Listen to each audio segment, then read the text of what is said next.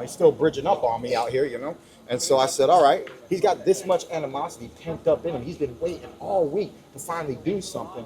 Let's see what that is. Let's see what that manifestation of all that pent up frustration. Let's see what that is in the physical world, and where else better than the physical ring in round one. So I can feel his power, his strength, his inside approach, his looping shots, his inside gutters, and I felt everything. He can't do more than what he did in round one. All he can do is repeat that and maybe potentially land cleaner shots.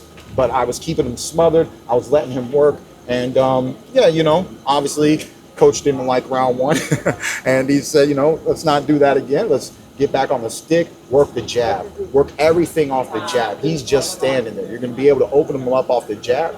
I saw what coach was talking about. I saw that flat-footed approach. I said, let's just take it nice and easy, do what coach said. Let's work off the jab, see what opens up. And I did that in round two. He said, pivot on the inside, don't stay on the inside. I kept, every time he threw those loopers, you saw him miss now, and I'd be moving around. And after I found that nice technicality, in round three, we were doing the same thing. Plus, in round two, I was landing a few body shots. Mostly, it was coming off from the right hook I was setting up. I was trying to set up the right hook to distract him, to bring this glove down so that eventually, later on in the fight, I can go with an overhand right looper. So I was just setting up some traps, some groundwork on that end. But in the third round, I actually came around on the left side, boom, got behind the elbow, and he gave me a wince. He gave me that wince. And I said, you didn't like that, Brocky. And so I stepped forward, he stepped back. I saw the mouth breathing, and these are just little signs that world champions need to know that he's not in a good place right now. I continue to press, and he's not strong on his back foot. He slowly started to crumble, and as I continue to put that pressure on him, I got a beautiful left uppercut inside, dropped him. He was able to get up. I mean, he was wobbly. I wasn't sure if the ref was going to stop it there or not. He gave him one more opening chance, but there was way too much pressure, way too much time left on the clock. I put the full press on him, foot on the gas, and now we're out here talking to you. Fight's over. Were you surprised he let it continue after the first knockout? A little bit, but he did get up and back in the day, let's talk boxing. Back in the day, as long as they were up, the fight was continuing. So it's very. This is a big production.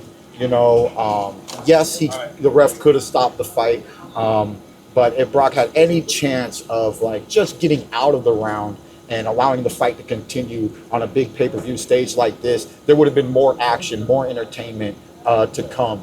But, obviously I didn't allow that to happen. I pressed the gas and I closed out the show, which, as soon as I saw the ref about to say box, I said, in myself, I said, shit. I said, yeah, what are you going to do? A few seconds of thinking, what are you going to do? I mean, right now, it's not the time to be the nice guy. And so, it had nothing to do with the banter and the talk. It just was all boxing. And when you have an opponent weak on his feet, you just got to press and end the show.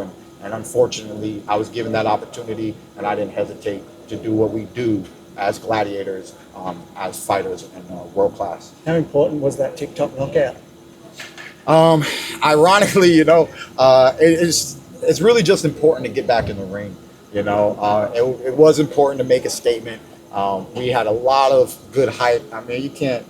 A lot of people have been laughing all week. They love the antics. They love the robot walk, the brick walk that I did. It was the last moment I could tease him, and I didn't know, because when I first got in town, Brock was real stale. He was like a stale potato chip. He had nothing to say, nothing to do. And then as I keep poking at him, I don't know, somebody must have gotten in his ear and be like, look, man, he's in your city. He's in your town, bro. You can't let this chump come in here and talk like that and do it. Whoever got in his ear, I'm grateful, because it brought out a little bit of flavor, brought out a little bit of sugar, a little bit of spice from Brock. And it made the whole week a little bit more entertaining. And he was able to, try to do something in round one. And it was a good fight. I told him at the end of the fight when I went over there, I said, I love you. I've never hated you. This is all business. Best of luck. Keith, how does your boxing IQ match up against, say, Tim Tszyu? I mean, look, man, you gotta understand boxing. I was a 7-time national champion as an American fighter. I had probably about 80 to 81 wins, 11 losses before I ever turned pro. I was the Olympic alternate, similar to Mike Tyson. If you really know Mike Tyson's amateur story, he lost in the Olympic trials in the finals, and he did not get to go to the Olympic Games. Similarly, I did the same. I lost to a beautiful world-class fighter known as Demetrius Andrade in the finals of our USA Olympic trials, and it was Andrade who went on to the '08 China Games representing America. So I've always just been in the ring with some of the best. I never lost an international event as an amateur. I fought Canada and I fought Ukraine. Really fun story for you guys. USA versus Ukraine. Ukraine brings their A team. USA brings about C team. And everybody loses to Ukraine except for 2 fighters on the USA team. Would you like to know the name of those 2 fighters? The name of those 2 fighters are Keith Thurman and Sean Showtime Porter. The 2 fighters that beat Ukrainian fighters became world champions. And on the amateur stage, that just tells you the class that Ukraine brings in. We know from world champions in the past, the Russians, the Ukrainians, they really do learn boxing well, teach boxing well, and execute sometimes dominantly on the world stage. So the fact that Keith Thurman and Sean Porter were the only 2 Americans to win and came on to be world champions really says something about the country of Ukraine and what they produce when it comes to boxing. So my history is long and deep, and that IQ is real, man. That's why I was able to just do what I wanted to do in round 1, which was just let him show me his strength, his power. And then in round 2, slowly start to execute tactics. And then in round 3, picking my shots, they all just ended up being in my favor, and I closed the show. What's the motivation to fight Tim Tszyu? Why do you want to fight Tim Tszyu? It's for you. It's for you. It's for this country. And it's a little bit for me on the note of I signed my contract last year in 2024. I trained hard in preparation for Tszyu. And I popped my bicep tendon in the 11th round of sparring in preparation for that fight. I walked away from big, big money in Las Vegas. The type of money that makes you want to fight one-handed type of money, okay? Now, at the end of the day, with my faith in the sport, with my faith in myself, and my faith in God Almighty, I said, you know what? The Lord is good. And if one door closes, another door shall open. Being here today is the evidence of my spirit, evidence of my resolve to always stay true to oneself, to give you guys the best performance that I can, and not just fight for the money, which is really hard to do at the top level. A lot want to fight for the money. I fight for the glory. I fight for the legacy.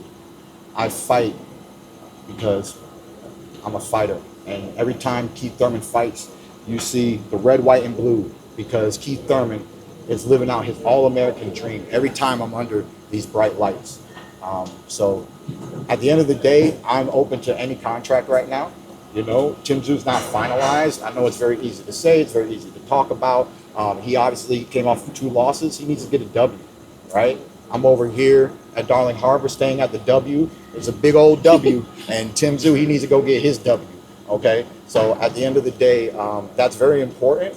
And I can't say without a doubt that if a great contract was to come to me from the U.S., that I wouldn't sign it and not really hold interest in Tszyu. But it was a lot of fun being here in Australia. It was a lot of fun performing under No Limit Boxing. They are doing a fantastic job with promoting boxing in Australia. And of course, I know they would love to see a fighter of my caliber to continue to put on some of the best fights out of any other promotional company here in the country. And, you know, we can negotiate those things if I don't have a better offer that comes to the table. Is that US All right, fighter? thanks, boys. Thanks. That's it for tonight. Thank you.